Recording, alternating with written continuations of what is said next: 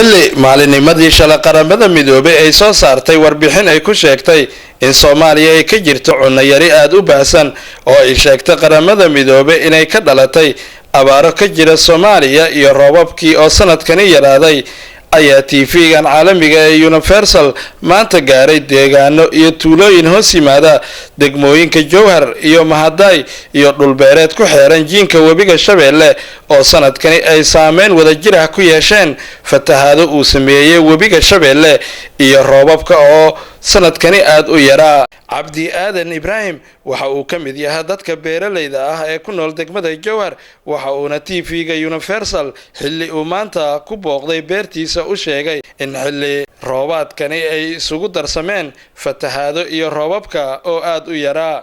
runtii fasalkan beeraha galleyda iyo bariidka iyo sisinta waxaa la dhihi karaa in muxuu ahaa dhulka ugu badan oo baaqday ee dhul yar wax ka baxeen inta wax ka baxayna waa meelaha oo webigu u dhow sida maaragtay oo jirtana gobolkan wuxuu kala qaybsamaa 3 meelood bari bartamaha iyo raxsan bari biyaha fatahaada webiga ayaa dhul badan baabi'iyay tacabkii saarnaan jiray oo muxuu ahaa oo ka bixi jiray sida sisinta oo kale iyo digirta way baaba'een dadkii oo deganaa dhulkaas badi waxay u soo gudbeen dhinac oraxsan ay u soo gudbeen qaarna bartamaha ay soo degeen dhinac oo bartamahana waxaa jira keliyadii webiga ka baxaayay dhinac oraxsan u baxaayay way istaageen ma shaqaynaynin fasalkan dhinac maaragtay oraxsan oo dhanna waraab ma helin beerihii sidaasay maaragtay ay ku baaqdeen wax soo saarkoodii waxaa kaloo jira dad badan oo muxuu ahaa meelaha ka fog webiga beero kule iyo tuulooyin degan ayaa hadda maaragtay waxay maaragtay la circiirayaan dhibaato raashin la'aan iyo biyo la'aan ay la circiirayaan marka abaartu waa jirtaa balse laakiin tirikoob hadda rasmi ah anu ma haayo laakiin waxaan ogahay inay abaari jirto oo muxuu ahaa eegigtii biyo eber ay yihiin maalihii maaragtay oo badar beerihiina maaragtay ay waxba ku oolin oo engegan yihiin meel hadda Jowhar u muuqdo iska dhaaf meelaha fog iska dhaafba meel Jowhar u muuqato ya dadkeeda hadda beledka webiga Jowhar oo beledka ah biyo ay u soo doontaan marka taasaaba ku tusaaleynaysa in meelaha fog biyo dhibaato ay ka jirto. Cabdi Aadan Ibrahim ayaa sidoo kale sheegay in shabeellooyinka sanadkani biyaha ay aad ugu yaraayeen. dhinaca horta sideedaba shabeellaha hoose haddaan ka warramo shabeellaha hoose dhibaato xoog lahaa ka jirto dhibaatadaas oo maaragtay biyo la'aanta u geysatay beerihii ma jiraan wax maaragtay macno leh kama bixin tacabkaaba iska xumaaday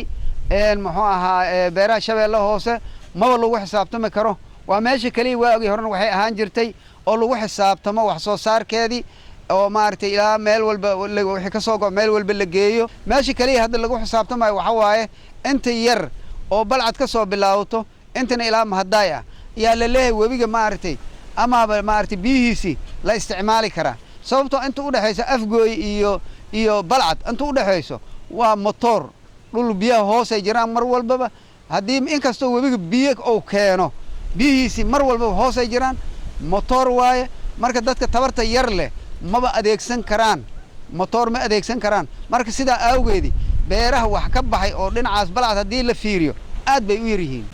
Soomaali roob waa ka da'ay balse roobkii la arki jiray kama di'in roob aad moodid hagaay oo dhulka maaragtay inuu muxuu ahaa wax yar maaragtay oo boorka damiyo maahane roobkii la arki jiray oo biyo dhigi jiray oo beerahana maaragtay si fiican ugu bixi jireen kama di'in roobka oo da'ay wuxuu ahaa roob yar yar oo aad moodid hagaayo ka da'day waa gartay in dalagyada shabeellaha dhexe oo kale in ma roobabka ay inta badan ku tiirsan yihiin mase webiga dalagyada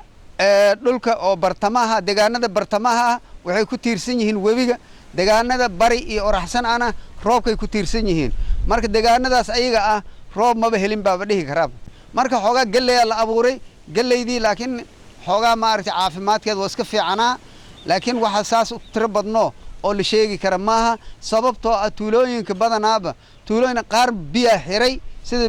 tuulooyinka maaragtay oo raxsanka naga jiro biyaa xiray tuulooyinka oo raxsankan aan dhahay tuulooyinka koonfur naga jiro biyo la'aan maaragtay biyaha xiray beerahooda baabi'i tuulooyinka naga jiro maaragtay oo raxsanna biyo la'aan ku dhacday kaliyadii ayaaba hoos u dhacay sababtoo webiga haddii mar fatahaad timaado oo dhinac u goosto dhinac kale biyo ma baxayaan saakanaalada maba baxayaanba biyo ma gaarayaan cabdullaahi macali xuseen biis waa guddoomiye ku-xigeenka iskaashatooyinka gobolka shabeellaha dhexe waxa uuna sheegay in beeraha iskaashatooyinka ay sanadkani guud ahaan dalagyadoodii khasaareen kadib markii fatahaadda webiga shabeelle ay saameyn ku yeesheen halka kuwa ka fog goobaha webiyada ahna ay waayeen roobabkii sanadkani 19 iskaashato ayaa waxay isku dayeen in ay bariiskaas durbaba beertaan runtii markii hore waa la beeray waa la dhigay beerihii kharashkii waa la geliyey kharashkii markii la geliyey oo beerihii la beerana webigii fatahaad noqday fatahaadii marka wuxuu u geystay dhibaato u geystay dadkii badarkii lacaga ka gashay kharashkii ay haysteen ka galay wixii ay heli karaan ay geliyeen iskaashatadii markaasi waxay noqotay meel khasaare ah waxa kale oo dhibaato iyadana ku noqotay dadku waxay haysteen markii ay geliyeen kadib fatahaadii ay meelihii ay uga daba tagtay waxay garan waayeenba meel ay tagaan sidaas darteed waxaan dhihi karaa markaani warbixinta qaramada midoobay iyo sida hadda loo dhigayo in ayba ka sii daran tahay waayo boqolkiiba 70 ayaa seera ah ayaan dhihi karnaa innaga iskaashato ahaanne sidaasaa khasaaradu ay u dhacday waxaa soo haray dhinaca galleyda iyo dalagyada kale dhinaca galleyda iyo dalagyada kale horta webiga markii ugu horeysay wuxuu keenay biyo oo jiran oo ayagaba maaragtay aan caafimaad qabin badarkii lagu dhigayna waaba dileenba markay abuurkii ay ka soo dhasheen waa dhintay waxaan hubnaa iskaashato ahaan iyo iskaashatooyin ahaan khasaaradana gaartay ummadana inay wada gaartaan aaminsanaa sidaas darteed boqolkiiba 75 dalagu eber yahay sababtuna waxa waaye abaarta roobkana waa baaqday oo xagayna lama helin dhibaatada khasaaradana waxa keenay wixii oo la beeray ayaa markii la beeray kadib roobkii baaqsaday iskaashatooyinka saasay ku baaba'een iyo Soomaalida inta wax tacabta webiga marka meeshii looga faa'iideysan lahaa isagana fatahaadu bixiyay wixiina waa la beeray iyadoo fatahaadina uu bixiyay wixiina la beeray haddana khasaara timid marka sidaas darteed waxa waa laba dhibaato isugu dhacday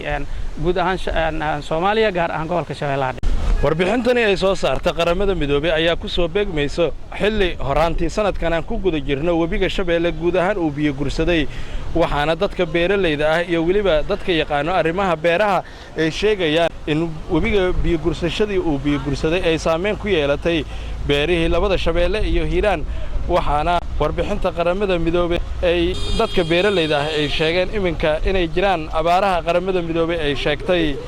إسماعيل عبد الله سبرية يونيفرسال تي في جوار